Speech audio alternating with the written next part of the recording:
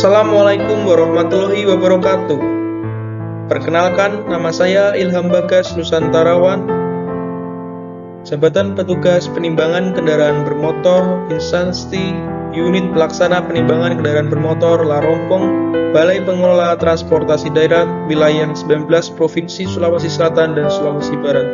Saya adalah salah satu peserta Latsar CPNS 2022 Kementerian Perhubungan Gelombang 6 Angkatan 48 Kelompok 1. Berikut adalah tugas individu dari saya untuk agenda 3. Identifikasi dan analisis isu manajemen ASN dan Smart ASN di unit kerja.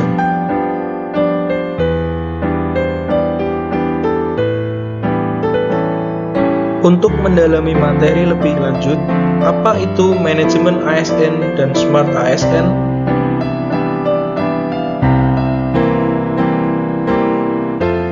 Manajemen ASN. Manajemen ASN adalah pengelolaan ASN untuk menghasilkan pegawai ASN yang profesional, memiliki nilai dasar, etika profesi, bebas dari intervensi politik, bersih dari praktik korupsi, kolusi, dan nepotisme. Kemudian, apa yang dimaksud dengan Smart ASN? Smart ASN memiliki tujuan untuk menciptakan ASN yang berwawasan global, menguasai IT atau digital, dan daya networking yang tinggi. Kemudian, fungsi dan tugas daripada ASN. Yang pertama adalah pelaksana kebijakan publik, yaitu melaksanakan kebijakan yang dibuat oleh pejabat pembina kepegawaian sesuai dengan ketentuan peraturan perundang-undangan. Berikutnya adalah pelayan publik, memberikan pelayanan publik yang profesional dan berkualitas. Kemudian, perekat dan pemersatu bangsa, mempererat persatuan dan kesatuan negara kesatuan Republik Indonesia. Isu terkait Smart ASN di lingkungan kerja. 1. Masih banyak kendaraan angkutan barang yang tidak mau masuk ke OPPKB. 2. Kendala dalam menilang angkutan barang milik aparat penegak hukum seperti polisi dan tentara yang melanggar aturan tentang angkutan barang. 3. Pendataan KIR dalam aplikasi JTO pada kendaraan angkutan barang yang masuk PPKB masih menggunakan sistem pencatatan dengan HT antara petugas penguji kendaraan bermotor dan petugas penimbang kendaraan bermotor. Deskripsi tentang isu. Masih banyak kendaraan umum angkutan barang yang tidak mau masuk ke PPKB. Perlunya kesadaran para pengguna jalan untuk sadar hukum dan taat peraturan. Meskipun rambu lalu lintas sudah terpasang, petugas pengarahan juga sudah ada, namun masih banyak kendaraan yang tidak mau masuk ke unit pelaksana penimbangan kendaraan bermotor. Kendala dalam menilang angkutan barang milik aparat penegak hukum seperti polisi dan tentara yang melanggar aturan tentang angkutan barang. Petugas sering menghadapi kendala di mana saat angkutan barang yang notabene milik pribadi oknum aparat penegak hukum sering menimbulkan kegaduhan apabila ditindak. Pengendara juga sering berdalih jika kendaraan yang dikendarai adalah milik aparat penegak hukum. Jadi saat dilakukan penindakan menimbulkan kegaduhan.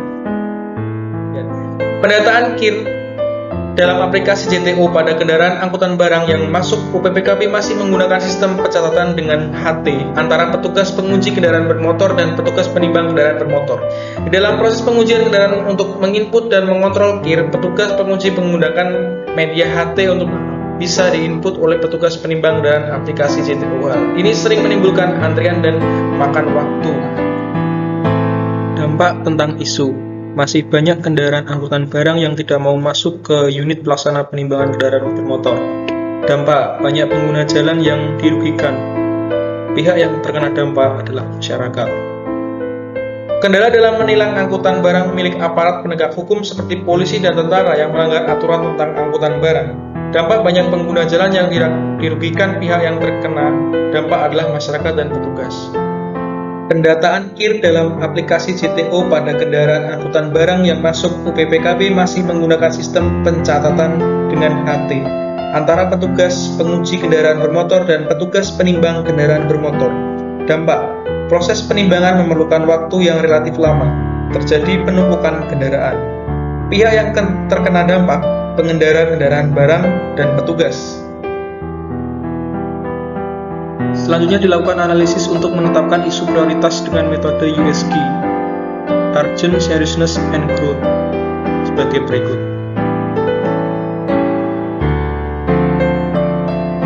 Dengan metode penerapan analisis isu USG, didapatkan isu terpilih, yaitu adalah kendala dalam menilang angkutan barang milik oknum aparat penegak hukum seperti polisi dan tentara yang melanggar aturan tentang angkutan barang menurut informasi pengendara.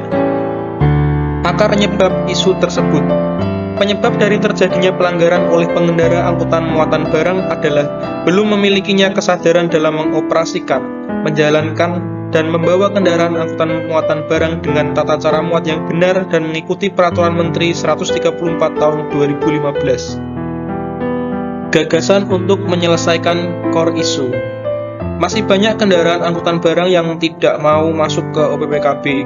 Perlunya kesadaran para pengguna jalan untuk sadar hukum dan taat peraturan. Meskipun rambu lalu lintas sudah terpasang, petugas pengarahan juga sudah ada, namun masih banyak kendaraan yang tidak mau masuk ke OPPKB.